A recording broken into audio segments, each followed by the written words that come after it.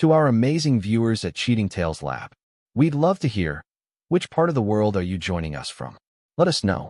Now, let's dive into today's story. Chapter 1. The Surface. Kyle Brennan had always been comfortable with depths that would terrify most men. 200 feet below the Gulf's surface, surrounded by tons of steel and the crushing weight of the ocean, he found a peace that eluded him on dry land. The offshore drilling platform Deepwater Phoenix had been his second home for the past 8 years, where his reputation as a safety supervisor was built on an iron will and an unforgiving memory for anyone who cut corners. At 34, Kyle possessed the weathered hands of a man who'd earned every callus and eyes that missed nothing. His colleagues respected him because he never asked them to do anything he wouldn't do himself, and feared him because he never forgot a mistake. In an industry where one oversight could kill dozens, forgiveness was a luxury Kyle couldn't afford. His wife Monica had once loved this intensity. They'd met at a company barbecue 7 years ago, when she was working as a corporate events coordinator for Brennan Industries. Ironically, no relation despite the shared name. Monica was everything Kyle wasn't. Spontaneous where he was methodical, social where he was solitary, optimistic where he calculated risks. She brought lightness to his structured world, and he brought stability to her chaotic one. Their son Tommy was 5 now, a miniature version of Kyle's intensity wrapped in Monica's infectious smile. During Kyle's month-long offshore rotations, Monica would send videos of Tommy building elaborate sandcastles with the same patient precision Kyle used to construct safety protocols. These glimpses of home were Kyle's anchor during the isolation of deepwater work. But lately, something had shifted in those videos. Monica seemed distracted, her smiles not quite reaching her eyes. Their video calls grew shorter, filled with awkward pauses where conversation used to flow. When Kyle questioned her about it during his last shore leave, she blamed stress from her new job at Meridian Marketing, where she'd started working 6 months ago after Brennan Industries downsized their events department. Kyle had met Monica's new boss, Derek Voss, at a company holiday party. Everything about the man had set Kyle's teeth on edge, from his perfectly styled hair to his expensive watch to the way his eyes lingered on Monica. Derek was the kind of smooth-talking executive who'd never worked a day of manual labor, the type who made decisions from climate-controlled offices about men who risked their lives in brutal conditions. But Monica had laughed off Kyle's concerns. "You're being paranoid," she'd said, playfully hitting his shoulder. "Derek's just enthusiastic about work. You know how these marketing types are." Kyle did know. That was exactly the problem. Now, as he stood on the platform's observation deck watching the sun set over the endless Gulf waters, Kyle felt the familiar weight of intuition that had kept him alive in dangerous situations. Something was wrong at home, and every instinct screamed that Derek Voss was at the center of it. His supervisor, Mac Henderson, joined him at the railing. Mac was one of the few men Kyle genuinely respected, a 30-year veteran who'd started on oil rigs when safety was an afterthought and survived through pure instinct and iron will. "You've been distracted lately," Mac observed, his weathered face creased with concern. "Everything all right at home?" Kyle considered the question. In his world, you didn't share personal problems. Weakness was contagious and deadly. But Mac had earned the right to ask. "Just a feeling," Kyle said finally. "You know how it is." Mac nodded. In their business, feelings were data. Intuition kept you alive when instruments failed and protocols broke down. "Take some personal time when we rotate back," Mac suggested. "Sometimes you need to go ashore and handle things before they handle you." Kyle was about to respond when his satellite phone rang. Personal calls during rotation were rare and usually meant emergency. The caller ID showed a number he didn't recognize. "Kyle Brennan," he answered. "Mr. Brennan? This is Carol Winters with Child Protective Services. I'm calling about your son, Tommy." The world seemed to tilt. Kyle gripped the railing as the woman's voice continued, professional but urgent. Tommy was found wandering downtown around midnight. He was alone, disoriented, and when we asked where his mother was, he said, "Mom's friend told me to get out." In the background, Kyle could hear his son crying, not the normal tears of a child, but the broken sobs of someone whose world had shattered. "I want my daddy," Tommy's voice echoed through the phone. "I want to go home." Mac took one look at Kyle's face and was already moving toward the communications center before Kyle could speak. Within minutes, The emergency helicopter was being prepped for an unscheduled extraction.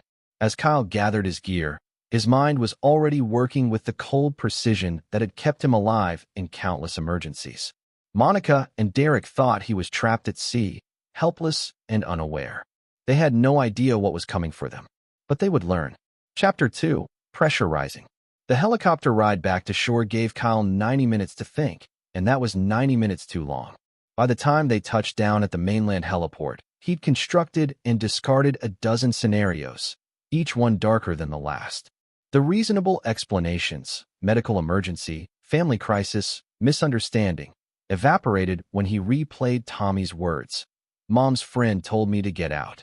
Carol Winters met him at Child Services, a tired woman in her 50s whose eyes held the kind of compassion that came from seeing too much. Tommy ran into Kyle's arms with a desperation that broke something fundamental in Kyle's chest. "Daddy," Tommy sobbed, his small hands clutching Kyle's shirt as if afraid he might disappear. "I was scared. It was dark and I couldn't find Mommy." Kyle held his son while Carol explained what they knew. A security guard at a downtown office building had found Tommy around midnight, still in his pajamas, wandering the parking garage. He was dehydrated and exhausted, but physically unharmed. When questioned, Tommy could only say that Mom's friend had told him to leave the house and that Mommy was too busy to take care of him. "We've been trying to reach your wife since 2 a.m., Carol said. "Her phone goes straight to voicemail, and there's no answer at your home address." Kyle knew why. Monica thought he was safely offshore, incommunicado for 3 more weeks.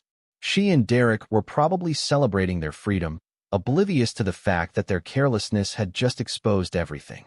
"Can I take him home?" Kyle asked. "Of course. We'll need to follow up, but given the circumstances and your work schedule, we understand this might be complicated."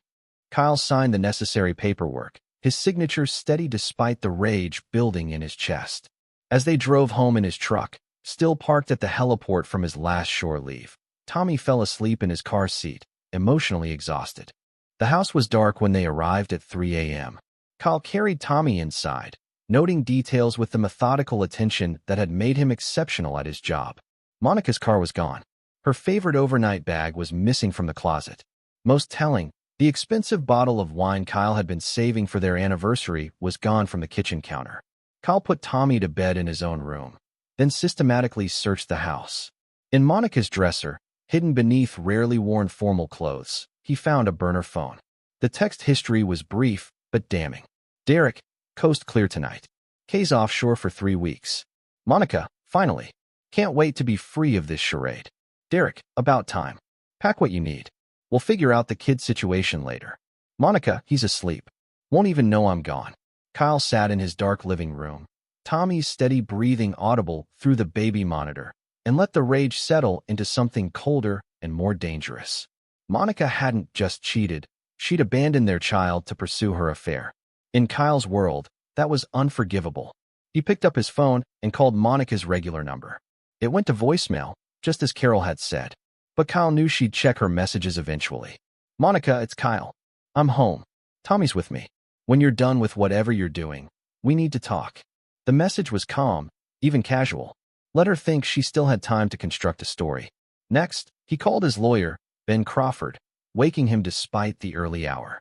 Ben had handled Kyle's contracts and insurance policies, but more importantly, he was one of the few people who truly understood Kyle's methodical nature. "Kyle? Jesus, what time is it?" "Ben, I need you to start divorce proceedings. Abandonment, adultery, whatever gives me full custody of Tommy." There was a pause. "What happened?" Kyle explained the situation in clinical terms. Ben, to his credit, didn't waste time on sympathy or platitudes. "I'll start the paperwork, but you need to be careful here. Document everything, but don't do anything that could hurt your custody case." "I understand. Kyle, I mean it. I know how you operate on the rig. Absolute control, zero tolerance for mistakes. This is different. The law doesn't always reward the person who's right."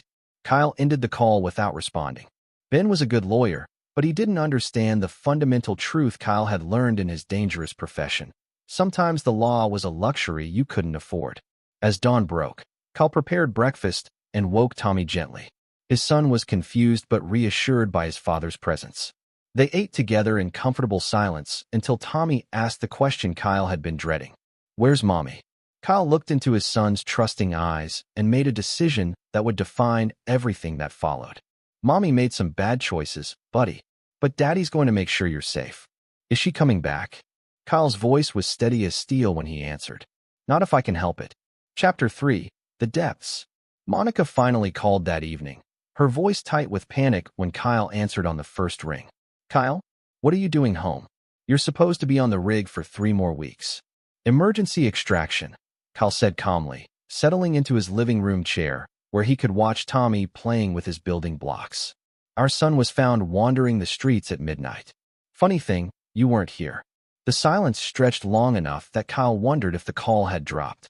When Monica spoke again, her voice had shifted into the defensive tone he'd heard when she was caught in smaller lies. "I had a work emergency. Derek needed me to handle a crisis client. I arranged for Mrs. Patterson next door to watch Tommy, but she must have fallen asleep." Kyle almost admired the smoothness of it. Mrs. Patterson was 73 and had been in the hospital for hip surgery for the past 2 weeks, a fact Monica would know if she'd been home. "That's strange," Kyle said. "Mrs. Patterson's been in the hospital since last Tuesday. I called to check." Another pause. "Kyle, I can explain everything. I'll be home in an hour. No rush. Tommy and I are having a good time. We might even order pizza." "Kyle, one more thing, Monica. I found your burner phone." The line went dead. Kyle smiled grimly and went to join his son, who was building an elaborate tower with methodical precision that reminded Kyle of himself at that age. They played together until Tommy's bedtime, Kyle reading him the same adventure stories about brave explorers that his own father had read to him. After Tommy was asleep, Kyle sat at his computer and began the methodical research that was his specialty. Derek Voss, he discovered, was more interesting than his polished surface suggested. The man had worked for 5 different marketing companies in 7 years, always leaving under vague circumstances involving restructuring or strategic realignment. His LinkedIn profile was carefully curated, but employment gaps suggested a pattern of instability that his expensive wardrobe and confident manner concealed. More interesting was Derek's current financial situation. A deep dive into public records revealed a man living far beyond his legitimate means, a downtown penthouse apartment, luxury car payments, and country club memberships that would strain even a successful marketing director's salary. Either Derek had family money, or he was financing his lifestyle through means that wouldn't survive close scrutiny. Kyle was still researching when he heard Monica's car in the driveway at 11 p.m. He remained seated at his computer as she entered, noting how she'd taken time to change clothes and fix her appearance before coming home. Even now, she was trying to control the narrative. "Kyle, we need to talk." He turned to face her, his expression neutral. Monica looked beautiful as always, but Kyle now saw the calculation behind her smile, the way she positioned herself to appear vulnerable and contrite. "I'm listening. Things have been difficult lately. You're gone so much, and I've been lonely. Derek, it started as just friendship, but I won't lie to you anymore. I have feelings for him." Kyle nodded as if she'd reported the weather. "And Tommy, I never meant for him to be affected. Derek and I just needed some time to figure things out. I thought Mrs. Patterson was watching him." "You thought a woman who's been in the hospital for 2 weeks was watching our son." Monica's mask slipped slightly. "I made a mistake." "People make mistakes, Kyle." "No," Kyle said quietly. "You made a choice. You chose to abandon our child to spend the night with your lover. That's not a mistake. That's who you are." "Kyle, please. I know this is hard, but we can work through this. Marriage counseling, whatever you need." Kyle stood up, and something in his movement made Monica take an involuntary step backward. In the dangerous world of offshore drilling, Kyle had learned to project absolute authority when lives were at stake. That same presence now filled the room like a gathering storm. "Monica, I want you to listen very carefully. You have until tomorrow evening to pack your personal belongings and leave this house. I've already filed for divorce and full custody. If you contest it, I'll make sure every detail of how you abandoned our son becomes public record. You can't do this. I have rights. You forfeited those rights when you left Tommy alone to pursue your affair. Ben Crawford will explain the legal details tomorrow." Monica's composure finally cracked. "You bastard. You think you can control everything, just like on your precious oil rig. Well, Derek and I won't be intimidated by your threats." Kyle smiled, and Monica took another step back. Good. I was hoping you'd involve Derek in this conversation. In fact, I insist on it. Something in Kyle's tone made Monica's anger falter. What do you mean? Tell Derek I'd like to meet with him. Privately. Man to man. Kyle, you can't. I can't what, Monica? Have a conversation with the man who's sleeping with my wife? The man who helped convince you to abandon our son. Kyle's voice remained conversational, but the temperature in the room seemed to drop. Tell Derek that Kyle Brennan would very much like to discuss the future with him. Monica backed toward the door, her instincts finally registering the danger that Kyle's calm demeanor concealed. I'll send Derek's address to your phone. Kyle continued. We'll meet tomorrow evening. 8 o'clock. Kyle, this is insane. You can't threaten people. I'm not threatening anyone, Monica. I'm simply suggesting that Derek and I need to have a discussion about boundaries and consequences. After all, he's been making decisions that affect my family. It's only fair that I get to make some decisions that affect his. Monica fled the house, and Kyle listened to her car speed away into the night. He checked on Tommy, who was sleeping peacefully, then returned to his computer to continue his research on Derek Voss. By dawn, Kyle had compiled a comprehensive profile of his target. Derek's financial instability, his pattern of workplace departures, his expensive lifestyle, and most interestingly, his complete lack of experience with truly dangerous men.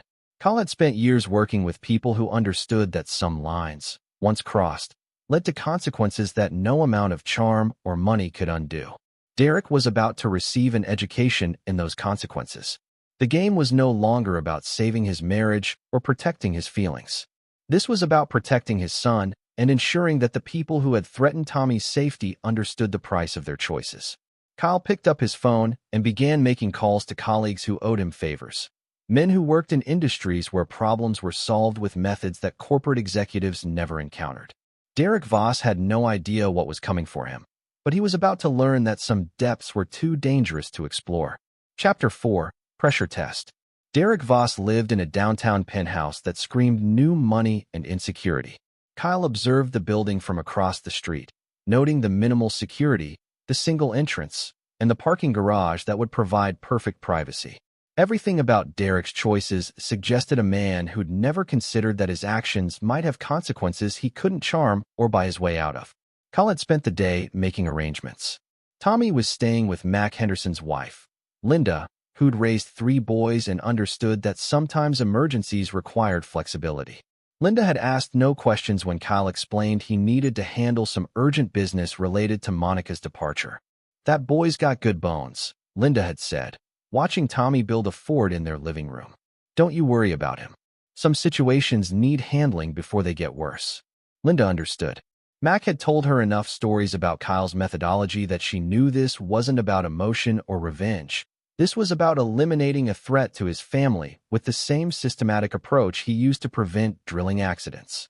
At 7:45 p.m., Kyle entered Derek's building through the parking garage. The security system was laughably inadequate, a basic keypad that Kyle bypassed with tools he'd acquired during his years working around sophisticated electronic systems. He took the elevator to the 20th floor, his movements calm and purposeful.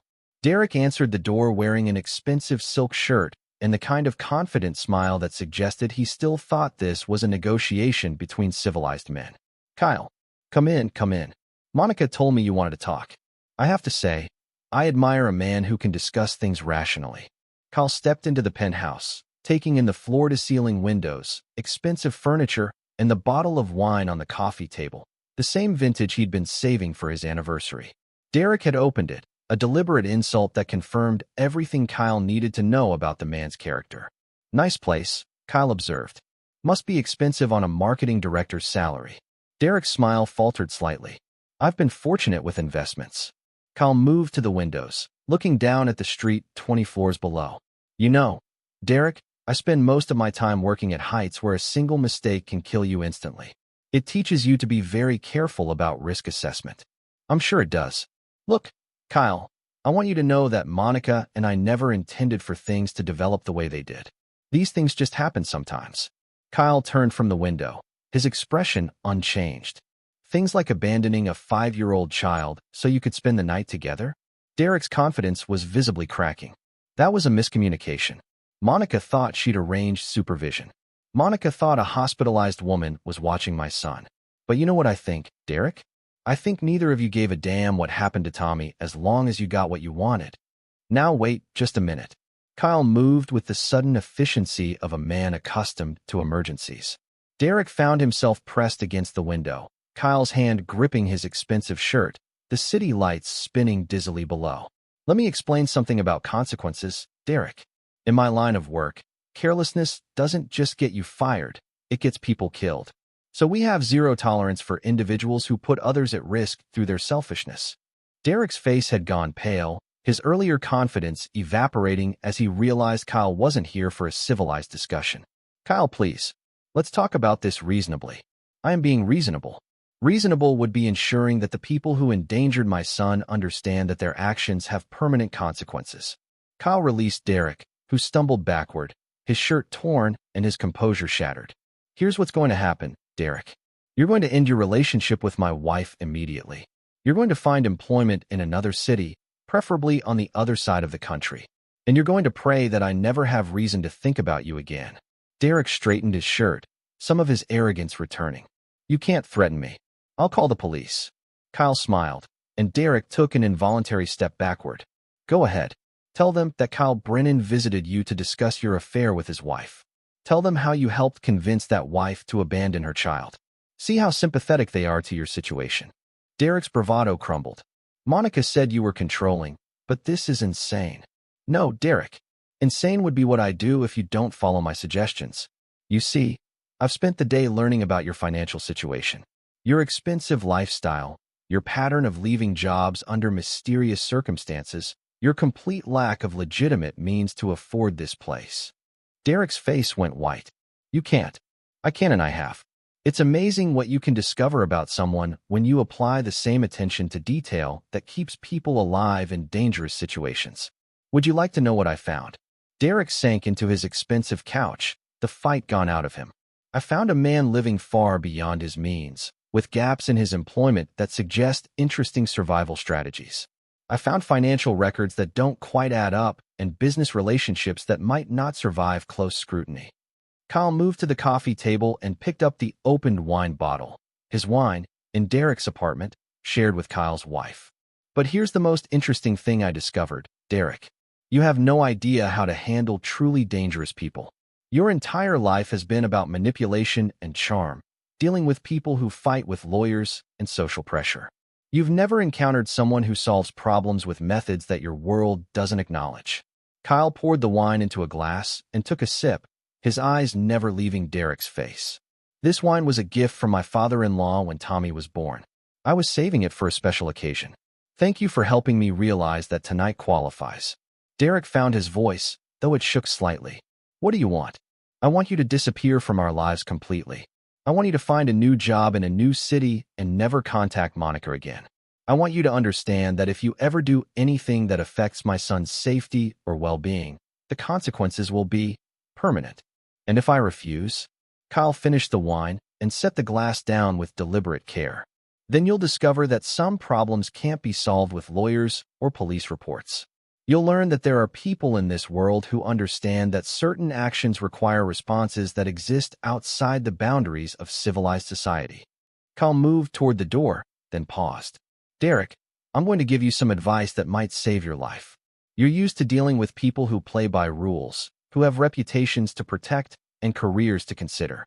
I'm not one of those people. I'm someone who's comfortable with depths that would kill you, who's made decisions in life or death situations that would paralyze you with fear. Kyle opened the door, then turned back one final time. You have 48 hours to make the right choice. I suggest you use them wisely. As Kyle left the building, he felt the familiar satisfaction of a problem assessed, analyzed, and addressed with appropriate measures. Derek Voss was no longer a threat. The man's entire demeanor had confirmed that he lacked the spine to challenge someone who operated outside his comfortable world of corporate politics and social manipulation. Now it was time to deal with Monica. Chapter 5, Fracture Point. Monica was waiting in the driveway when Kyle returned home, her face a mask of fury and fear. She'd obviously spoken to Derek, and the conversation hadn't gone well for either of them. What did you do to him? She demanded as Kyle stepped out of his truck. I had a conversation with the man who's been making decisions about my family's welfare. Nothing more. Derek called me crying, Kyle. Crying. He said you threatened to kill him. Kyle paused at the front door, key in hand. Did I? That doesn't sound like something I'd say. I prefer to be more precise in my communications. Monica grabbed his arm, her nails digging into his skin. This isn't a joke. You can't terrorize people just because you're angry. Kyle looked down at her hand on his arm, then back at her face. The touch that had once comforted him now felt like a violation. Monica, I need you to understand something. I'm not angry. Anger is an emotion, and emotions make you sloppy. What I am is committed to protecting my son from people who've demonstrated they can't be trusted with his safety. Our son. No, Tommy is my son. You forfeited your claim when you chose your lover over your child's well-being. Monica released his arm, stepping back as if slapped. I made one mistake, Kyle. One night where my judgment was impaired. Your judgment wasn't impaired, Monica. Your priorities were just finally visible. Kyle entered the house, and Monica followed, her desperation growing. Kyle, please. We can fix this. I'll end things with Derek. We can go to counseling, whatever you need. Kyle turned to face her in their living room. The room where they'd planned their future, where Tommy had taken his first steps, where Kyle had once believed he was building something permanent and good. Monica, let me ask you something. When Derek suggested leaving Tommy alone that night, what did you say? Monica's silence was answer enough. Did you object? Did you insist on finding proper childcare? Did you even hesitate? It wasn't like that.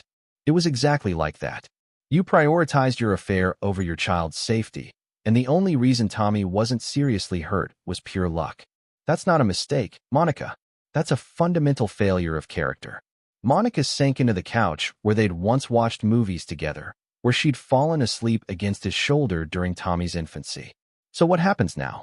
You destroy my life because I fell in love with someone else. Kyle considered the question with the same methodical approach he brought to everything else. I'm not destroying your life, Monica. I'm protecting my son's life. There's a difference. And Derek? What about what you did to him? Derek made the same choice you did. He prioritized his desires over a child's safety. Now he's learned that choices have consequences. Monica's desperation transformed into something uglier. You think you're so righteous, don't you? The perfect father, the devoted husband. But you were never here, Kyle. You chose that rig over your family every single day. Kyle felt something cold settle in his chest. I chose to provide for my family. I chose to work a dangerous job so you could stay home with Tommy when he was born, so you could pursue your career without financial pressure, so we could build the life you said you wanted. I never asked for that life. No, but you took it. You took the house, the security, the comfortable lifestyle. You just didn't want the responsibility that came with it. Monica stood up, her composure finally shattering completely. I won't let you take Tommy from me. I'll fight you in court. I'll tell them about your threats, your violence. Kyle moved closer, and Monica stopped mid-sentence. Monica, you need to listen very carefully. I have documentation of your abandonment of Tommy. I have the burner phone with text messages proving your affair. I have testimony from Child Protective Services about finding our son wandering the streets alone while you were with Derek. Kyle's voice remained steady, but something in his eyes made Monica back toward the wall. More importantly, I have 8 years of documentation showing my commitment to this family, my financial support, my safety record, my reputation in the community. What do you have? Monica's face crumpled, but Kyle continued with relentless precision. You have a pattern of irresponsible behavior culminating in child abandonment. You have an affair with a man whose financial situation will crumble under legal scrutiny. You have no independent income, no stable housing, and no credible explanation for why our son was found alone in the middle of the night. Kyle, please. I'm not trying to hurt you, Monica. I'm trying to protect Tommy from people who've proven they can't prioritize his well-being over their own desires. Kyle moved to the window, looking out at the neighborhood where they'd once planned to raise their family. Here's what's going to happen. You'll have supervised visitation rights until Tommy turns 18. Child support will be determined by the court based on your actual earning capacity, not the lifestyle Derek was financing. You'll move out by this weekend. And if I refuse? Kyle turned back to her, and Monica saw something in his expression that made her understand why men twice his size deferred to his authority on the oil rig. Then I'll ensure that every aspect of your relationship with Derek becomes public record. his financial irregularities, your abandonment of Tommy, the complete timeline of your affair. Derek's career won't survive that kind of scrutiny, and neither will any claim you might have to being a fit parent. Monica slumped against the wall, defeated. I loved you once. I know. I loved you too. But love without responsibility is just selfishness wearing a prettier name. Kyle walked to the front door and held it open. You have until Friday to collect your belongings. After that, all communication goes through Ben Crawford. Monica walked to the door, then paused. Tommy will ask about me. Yes, he will. And I'll tell him the truth, that sometimes people make choices that hurt the people who love them, and that actions have consequences. Kyle. Goodbye, Monica. After she left, Kyle locked the door and went to check on Tommy, who was still at the Hendersons but would be home tomorrow. The house felt different now, not empty, but clean, like a job site after all the safety hazards had been identified and removed. Kyle's phone buzzed with a text from an unknown number. Mr. Brennan, this is Derek. Monica told me about your conversation tonight. I want you to know that I'm taking a position with a company in Seattle. We'll be gone by the end of the week. Kyle smiled grimly and deleted the message. Derek had learned the lesson. Some people responded to reason, others required demonstration of consequences. The key was matching the approach to the individual. His phone rang, Mac Henderson checking in. How'd it go? Problem solved. Tommy and I will be fine. Good. Linda's got dinner ready if you want to come get your boy. Kyle looked around the house that was now truly his and Tommy's. Tomorrow, he'd start the process of rebuilding their life without the people who'd threatened its foundation. Tell Linda we'll be there in 20 minutes. And Mac? Thank you. That's what family does, Kyle. Real family. Chapter 6. Controlled Descent. 3 weeks later, Kyle's life had settled into a rhythm that felt sustainable for the first time in months. Tommy had adapted to Monica's absence with the resilience of childhood, especially after Kyle explained that sometimes grown-ups made mistakes that meant they couldn't live together anymore. But that didn't change how much Daddy loved him. The custody hearing had been a formality. Monica's lawyer had advised her not to contest Kyle's petition after reviewing the evidence, and Derek's sudden departure to Seattle had eliminated her primary emotional support. She'd accepted supervised visitation every other weekend, a hollow victory that neither she nor Kyle pretended was satisfying. Kyle was home for a 2-week shore leave when the first surprise arrived, a visit from Detective Ray Foster of the Houston Police Department. Foster was a compact man in his 40s with the tired eyes of someone who'd seen enough domestic situations go bad to recognize patterns. Mr. Brennan, I'd like to ask you a few questions about Derek Voss. Kyle invited the detective in, noting the way Foster observed everything. The family photos, Tommy's toys, the orderly but lived-in quality of a home where someone actually cared about the environment they were creating for a child. Can I ask what this is about? Mr. Voss filed a complaint alleging that you threatened him with physical violence during a visit to his apartment 3 weeks ago. Kyle considered this information with the same methodical approach he brought to all problems. I did visit Derek's apartment. We had a conversation about his relationship with my wife and how it was affecting my son. According to Mr. Voss, you physically assaulted him and threatened to kill him if he didn't leave town. That's interesting. Did Derek mention that he was drinking wine that he'd stolen from my home? Wine that my wife brought to his apartment while she was supposed to be caring for our 5-year-old son. Foster made a note. Mr. Voss also claims you've been investigating his personal finances and making threats about exposing confidential information. Kyle smiled slightly. Detective, I'm curious. What did Derek tell you about the circumstances that led to our conversation? He said there was a marital dispute. Did he mention that my son was found wandering downtown at midnight because Derek and my wife left him alone to pursue their affair? Foster's pen stopped moving. Come again. Kyle retrieved the file he'd prepared for the custody hearing. Police reports, Child Protective Services documentation, hospital records proving Mrs. Patterson's absence, and the text messages from Monica's burner phone. My son was abandoned by his mother and her lover so they could spend the night together. When I came home early from my offshore rotation to handle the emergency, I felt it was appropriate to discuss the situation with the man who'd helped convince my wife to neglect our child's safety. Foster reviewed the documents, his expression growing increasingly serious. This report says your son was found alone at midnight in a downtown parking garage. That's correct. Derek and my wife thought I was trapped offshore and wouldn't discover their actions for 3 weeks. They were wrong. And your conversation with Mr. Voss? Kyle met the detective's eyes directly. I explained to Derek that his decisions had endangered my son, and that such behavior needed to stop immediately. I also suggested that he might be happier pursuing his career in a different city, given the complications his presence was creating for all involved. Did you threaten him with violence? I explained that men who endanger children sometimes face consequences that exist outside the normal social framework. Derek appeared to understand the concept. Foster closed his notebook and studied Kyle for a long moment. Mr. Brennan, I have to ask, did you physically harm Derek Voss or explicitly threaten to kill him? No, detective. I had a frank conversation with a man about the consequences of his choices.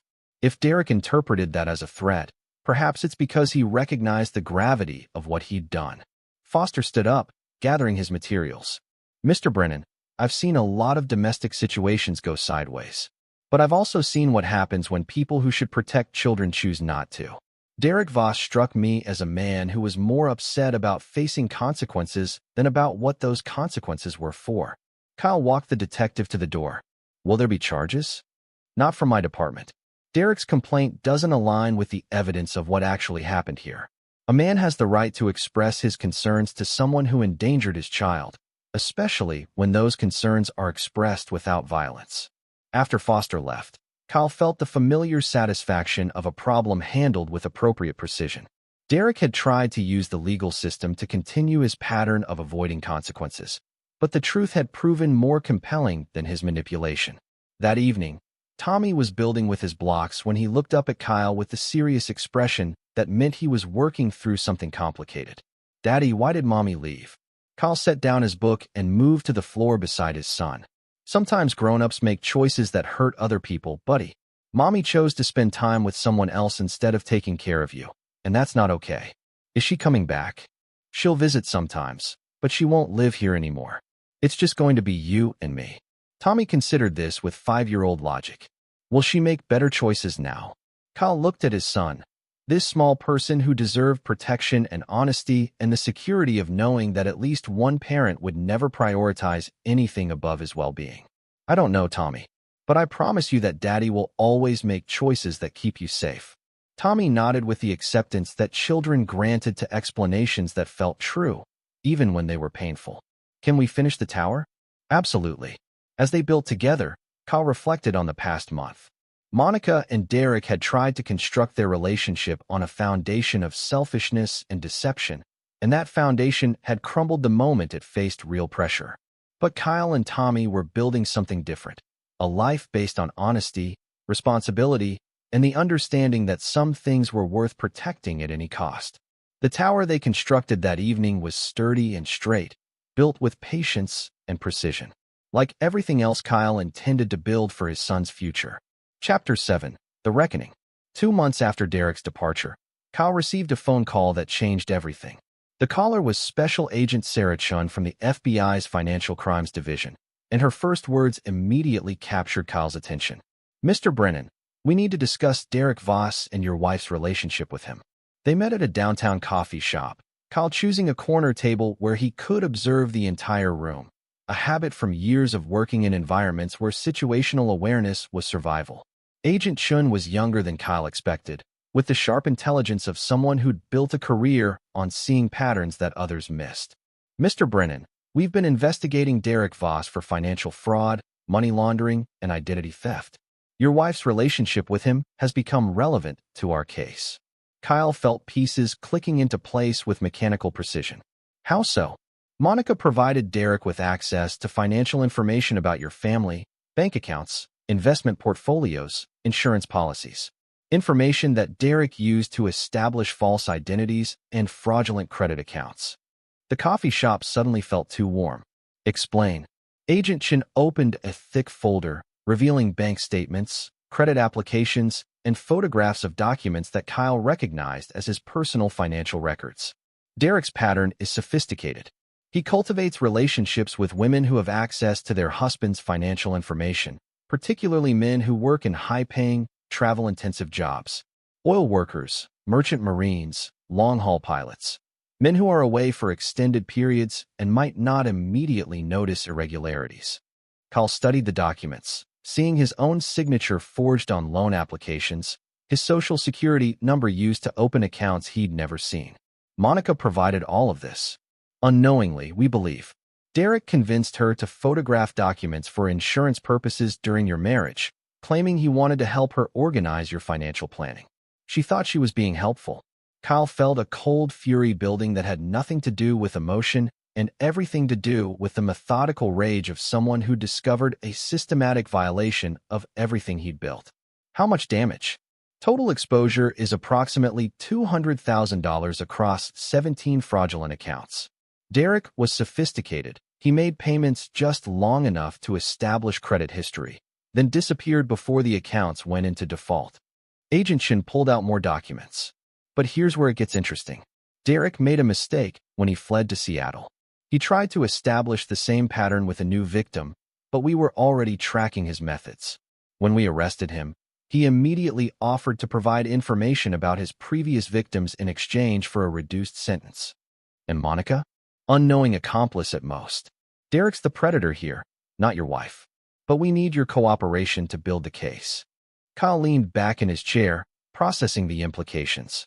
Monica hadn't just been cheating. She'd been systematically manipulated by a professional criminal who'd used her emotions to gain access to Kyle's carefully built financial security. What kind of cooperation?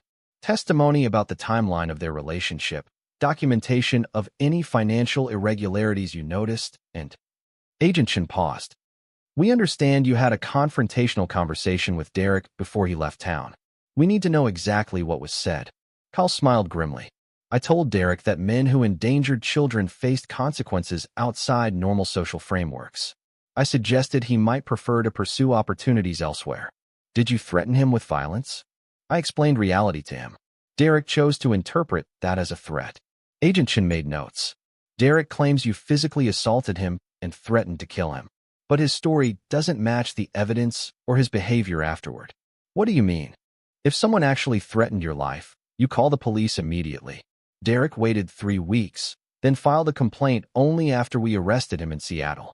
That suggests his accusations are more about creating leverage than reporting genuine crimes. Kyle felt pieces of a larger puzzle falling into place. Derek hadn't just been a predator targeting Monica. He'd been a professional criminal who'd used their marriage as cover for systematic financial fraud.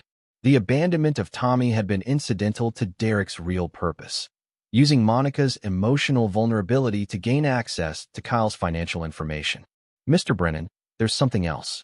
Derek's pattern suggests he's done this before, multiple times, in multiple cities. We believe he's responsible for at least 12 similar cases over the past 5 years. Kyle thought about the other men like himself, hardworking individuals who trusted their wives with financial information, only to discover that trust had been weaponized against them by a professional manipulator. What do you need from me? Full cooperation with our investigation. Documentation of all financial irregularities. Testimony about Derek's behavior and your interactions with him.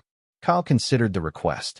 Cooperation would mean revisiting the worst period of his life, reliving Monica's betrayal and the danger that had been posed to Tommy. But it would also mean ensuring that Derek faced consequences for a pattern of criminal behavior that extended far beyond what he'd done to Kyle's family. Agent Shun, I have one condition, which is, I want to speak with the other victims. The other families Derek targeted. That's unusual. These men deserve to know that Derek's pattern was professional, not personal. They deserve to understand that their wives were victims too, manipulated by someone who does this for a living. Agent Shin studied Kyle for a long moment. You want to help them? I want them to understand what really happened to their families, the same way you've helped me understand what really happened to mine. Mr. Brennan, most of these families didn't survive intact. The financial damage combined with the marital betrayal, it destroys people. Kyle thought about Tommy, about the life they were building together, about the importance of understanding the difference between genuine betrayal and professional manipulation. All the more reason they deserve the truth. Agent Shin closed her folder. We'll arrange meetings with the victims who consent to participate. But Mr. Brennan, you should know, testifying against Derek will require revisiting everything that happened. Are you prepared for that? Kyle thought about the systematic way Derek had targeted his family, the professional calculation behind what Kyle had interpreted as simple adultery and child endangerment. Agent Chun, Derek made one fundamental mistake in his assessment of me, which was, he assumed I was like his other victims, someone who would be destroyed by his manipulation and too broken to fight back effectively. Kyle stood up, his decision made. He was wrong. I'm not broken, and I'm definitely going to fight back. Chapter 8. Surface Pressure. The meeting with Derek's other victims took place in a federal building conference room. 11 men whose stories formed a pattern of professional predation that was both systematic and devastating. Kyle recognized the look in their eyes, the hollow exhaustion of people who'd lost not just money, but their faith in their own judgment. Agent Chin facilitated the introductions, explaining how Derek's operation had worked. Each victim fit the same profile: hardworking men in high-paying, travel-intensive jobs who trusted their wives with financial access. Derek had targeted the wives with surgical precision, identifying women who felt isolated by their husbands' work schedules and vulnerable to attention from a charming, sophisticated man. Michael Torres, a merchant marine captain, spoke first. Maria thought she was helping organize our finances. Derek convinced her that I was hiding assets, that she needed to document everything to protect herself in case something happened to me. Jim Patterson, a long-haul pilot, nodded grimly. Same story. Rebecca thought Derek was a financial advisor helping her understand our investments. She gave him access to everything. One by one, the stories emerged, each variation on the same theme. Derek would cultivate relationships with isolated wives, convince them their husbands were financially irresponsible or potentially unfaithful, then position himself as both emotional support and financial advisor. The women would provide access to accounts, documents, and personal information, believing they were protecting their families. Kyle listened to each story, recognizing elements of his own experience, but understanding now that Monica's betrayal had been part of a larger, more calculated operation. How many marriages survived? Kyle asked. The silence was answer enough. Of the 12 families Derek had targeted, only 3 marriages remained intact, and those were hanging by threads. Derek was good at finding pressure points, Agent Chin explained. He didn't just steal money, he destroyed trust. Even when wives realized they'd been manipulated, the husbands often couldn't separate the betrayal from the manipulation. Kyle thought about Monica, about the gradual changes in her behavior that he'd attributed to simple infidelity. Now he understood that she'd been systematically groomed by a professional who understood exactly how to exploit her vulnerabilities. The difference in your case, Mr. Brennan, Agent Chin continued, is that Derek made a crucial error. He endangered your child. The other men looked at Kyle with something approaching envy. Their stories were purely financial and emotional. Kyle's had included a clear threat to Tommy's safety that had given him moral justification for his response. Derek's pattern is to disappear before consequences catch up with him, Agent Chin explained. But your confrontation forced him to make desperate moves that led to his arrest. Without your intervention, he might have disappeared completely. Michael Torres leaned forward. What exactly did you say to him? Kyle considered the question carefully. These men deserved honesty about methods they might not have considered. I explained that men who endangered children faced consequences outside normal social frameworks. I suggested he might prefer to pursue opportunities elsewhere. And he left. Within 48 hours. Jim Patterson laughed bitterly. I hired lawyers, filed police reports, went through proper channels. Rebecca and I are still in counseling, and the financial damage will take years to repair. You had one conversation, and the problem disappeared. Kyle felt no satisfaction in the comparison. The situation was different because of Tommy. When someone threatens a child's safety, the rules change. Maybe the rules should change more often, Torres muttered. Agent Chun intervened before the conversation could drift toward vigilante justice. The important thing now is ensuring Derek faces appropriate consequences through the legal system. Mr. Brennan's approach worked in his specific situation, but it's not a model for general application. The meeting continued for 2 hours, with each victim providing testimony that would contribute to the federal case against Derek. As the session concluded, Kyle realized that his experience with Derek had been both unique and typical. Unique in its resolution, typical in its pattern. After the other victims left, Agent Chin walked Kyle to the elevator. Mr. Brennan, I have to ask, do you regret how you handled the situation with Derek? Kyle considered the question. Do I regret protecting my son from someone who endangered his safety? No. Do I regret that it took a threat to make Derek face consequences for his actions? Yes. The other victims don't have your resolution. They're still living with the damage Derek caused. They're still living with uncertainty about what really happened to them. Once Derek is convicted, they'll have closure. That's something. Is it enough? Kyle stepped into the elevator, then turned back to Agent Chun. Agent Chun, those men lost more than money. They lost their ability to trust their own judgment, their faith in their marriages, their confidence in their ability to protect their families. Derek didn't just commit financial fraud, he committed emotional terrorism. And you think he should face consequences beyond what the federal system will provide? Kyle's expression remained neutral. I think Derek should face consequences proportional to the damage he's caused. Whether that happens through federal court or through other means is up to the universe to decide. The elevator doors closed before Agent Chun could respond, leaving Kyle alone with the knowledge that Derek's trial was still months away, and that justice deferred was often justice denied. But Kyle was a patient man, skilled at working in hostile environments where timing and precision mattered more than speed. Derek would face consequences for what he'd done. The only question was whether those consequences would come from the federal court system or from the universe's more direct methods of balancing accounts. Either way, Kyle would be ready. Chapter 9, Deepwater Rising. Derek Voss's federal trial began on a crisp October morning, 6 months after his arrest in Seattle. Kyle sat in the courtroom gallery, watching the man who'd nearly destroyed his family face the methodical presentation of evidence that would determine his fate. Derek looked smaller somehow, diminished by the orange jumpsuit and the weight of facing consequences he couldn't charm or manipulate his way out of. The prosecution's case was overwhelming. 17 victims, $200,000 in fraudulent charges, and a pattern of behavior stretching back 5 years. Derek's defense attorney attempted to portray him as a man who'd made poor decisions during emotional crises, but the evidence painted a different picture, a professional predator who'd systematically targeted vulnerable families. Kyle testified on the third day, his voice steady as he described Derek's infiltration of his marriage and the abandonment of Tommy that had precipitated their confrontation. Defense counsel tried to paint Kyle as a violent man who'd intimidated their client, but Kyle's calm recounting of facts made Derek's accusations sound like the desperate deflections they were. "Mr. Brennan," the defense attorney pressed, "isn't it true that you threatened to kill my client if he didn't leave town?" Kyle met the lawyer's eyes directly. "I explained to Mr. Voss that men who endangered children sometimes faced consequences outside normal social frameworks. If he interpreted that as a death threat, perhaps he understood the gravity of what he'd done. That sounds like a threat to me. That sounds like a warning to me. There's a difference." The judge intervened before the exchange could escalate, but Kyle's point had been made. Derek had endangered a child and faced consequences for that choice. The jury's expressions suggested they understood the distinction. Monica testified the following day, looking fragile and tired as she described how Derek had systematically gained her trust and access to Kyle's financial information.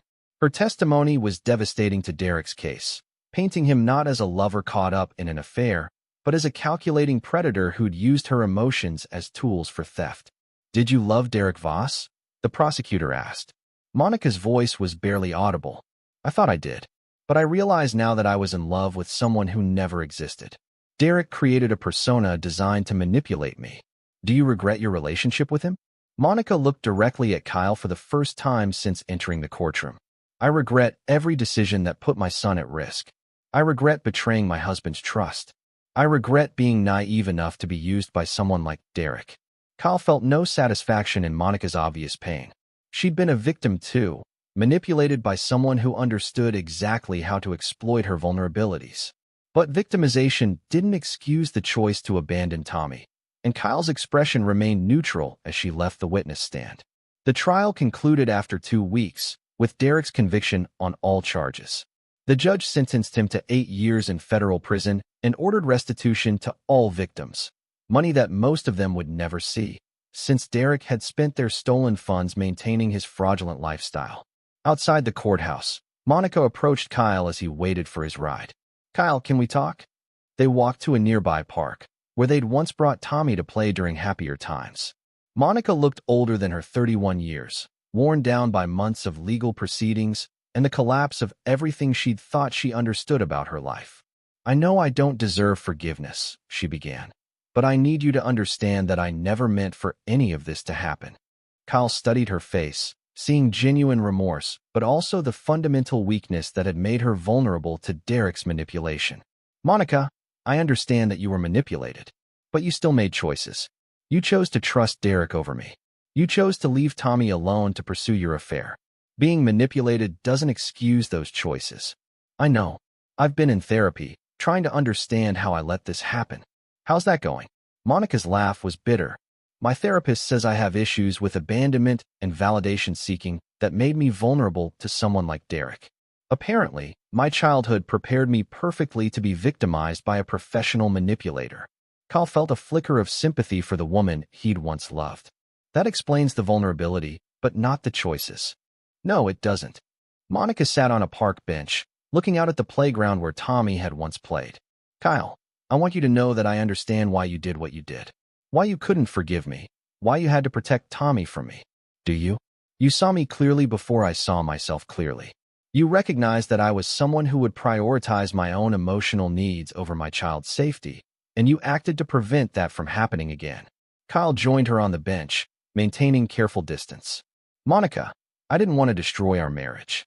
I wanted to protect our son from people who'd proven they couldn't be trusted with his well-being. I know, and you were right." Monica wiped her eyes with a tissue.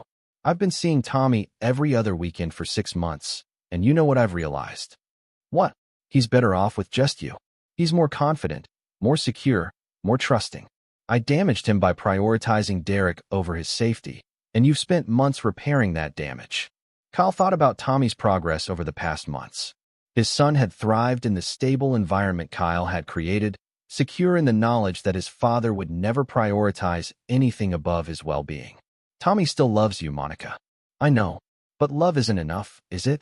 Love without reliability is just another way of hurting people." They sat in silence for several minutes, watching other families play in the park they'd once enjoyed together. "Kyle, I have a favor to ask." "What?" "I'm moving to Phoenix. My sister offered me a job with her real estate company, a chance to start over somewhere that doesn't have memories of Derek and the mess I made." Kyle felt neither surprise nor sadness at this news. "What about Tommy? I'll still see him during holidays and summer breaks, if that's okay with you. But I think he needs consistency more than he needs a mother who's still figuring out how to be trustworthy." Kyle respected the honesty of her self-assessment. "Are you sure?" "I'm sure that Tommy deserves a parent who puts his needs first, always. You've proven you're that parent. I'm still learning how to be." Monica stood up, shouldering the purse that had once held the burner phone Derek had given her. "Kyle, will you tell Tommy that I love him, but that I need to go away for a while to become the kind of person who deserves to be his mother?" Kyle stood as well, seeing the woman he'd married and recognizing that she was finally taking responsibility for her choices, even if it was too late to save their family. "I'll tell him you love him enough to make sure he's safe, even if that means making difficult choices." Monica nodded, tears flowing freely now. "Thank you. For protecting him. For seeing clearly when I couldn't. For being the father he deserves." She walked away without looking back, and Kyle watched her disappear into the crowd of people living lives that hadn't been shattered by professional predators and personal failures. That evening, Kyle sat with Tommy as they built another elaborate tower, this one incorporating elements of real architecture that Kyle had been teaching his son. Tommy worked with the methodical precision that reminded Kyle of himself, carefully planning each level before committing to placement. "Daddy, is Mommy coming to see me this weekend?" Kyle had been dreading this conversation, but Tommy deserved honesty. "Mommy's moving to Phoenix to live with Aunt Sarah. She won't be visiting every weekend anymore, but she'll still see you during holidays." Tommy considered this information with 5-year-old logic. Is she moving because of the bad choices? Partly, but also because she wants to learn how to make better choices, and sometimes people need space to figure things out. Will she make better choices in Phoenix? Kyle looked at his son, this small person who'd survived abandonment, family dissolution, and exposure to adult complications with remarkable resilience. "I hope so, buddy. But even if she doesn't, you and I are going to keep making good choices together." Tommy nodded with the acceptance that children granted to explanations that felt true, even when they were complicated. "Can we make the tower taller?" Absolutely. As they built together, Kyle reflected on the past year. Derek was in federal prison, facing 8 years of consequences for his professional predation. Monica was moving away to rebuild her life without the constant reminder of her failures. And Kyle and Tommy were constructing something new and strong from the foundation that had survived when everything else crumbled. The tower they built that evening was the tallest yet, steady and straight, and built to last. Like everything else Kyle intended to build for his son's future. In the deep waters of offshore drilling, Kyle had learned that pressure either crushed you or taught you how to be stronger. The pressure Derek had brought to their family had revealed weaknesses that needed to be addressed and strengths that could be built upon. Now, in the calm that followed the storm, Kyle and Tommy were building their future with the kind of methodical precision that could withstand whatever pressures the deep waters of life might bring. And Kyle was finally, truly at peace. This is where our story comes to an end. Share your thoughts in the comments section. Thanks for your time. If you enjoy this story, please subscribe to this channel. Click on the video you see on the screen, and I will see you there.